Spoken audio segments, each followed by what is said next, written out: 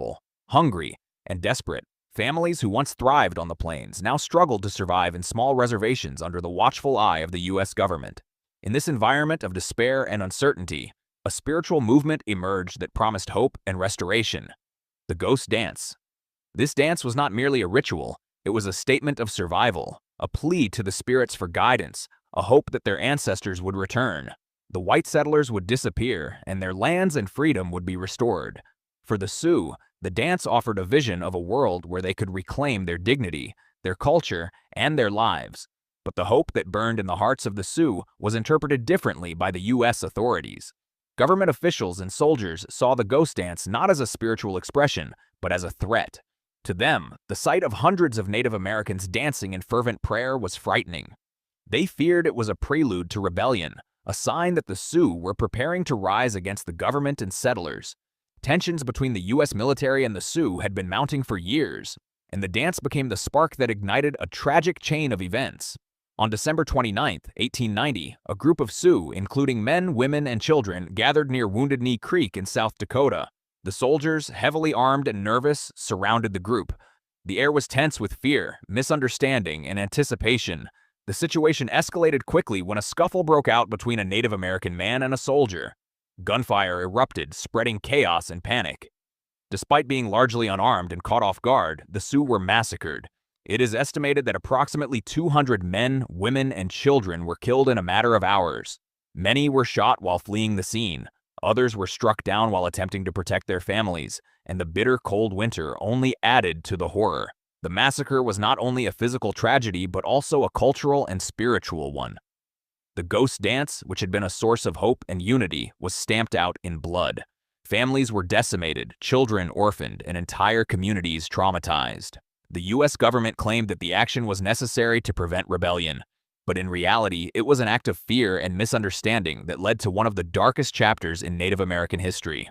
The soldiers left the site with little regard for the humanity of those they had killed, and the ground of Wounded Knee became a burial site for hundreds of lives cut short.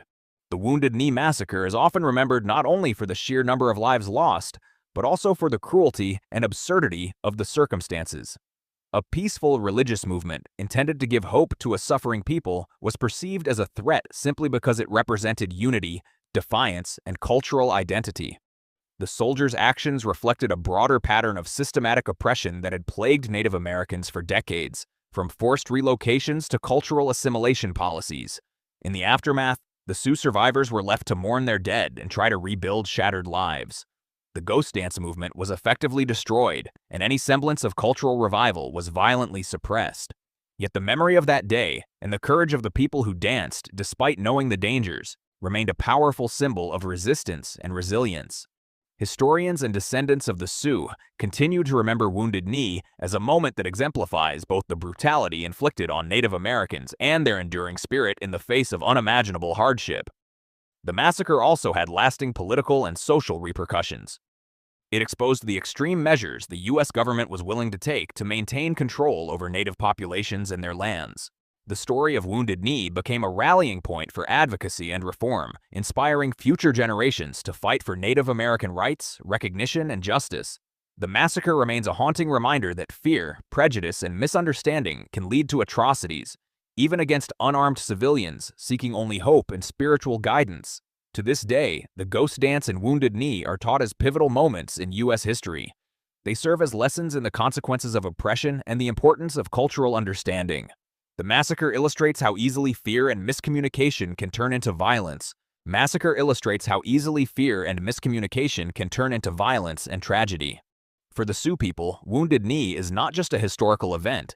It is a painful legacy of loss, a testament to the resilience of their culture, and a reminder that even in the darkest moments, the spirit of a people can endure. The images and stories from that day are seared into history. Women clutching children as bullets flew, men trying to shield their families, the freezing winter adding a silent cruelty to the chaos, and the haunting sight of bodies left on the snow-covered plains. Each account paints a picture of both horror and the strength of a people who refuse to abandon their faith and traditions even when faced with annihilation.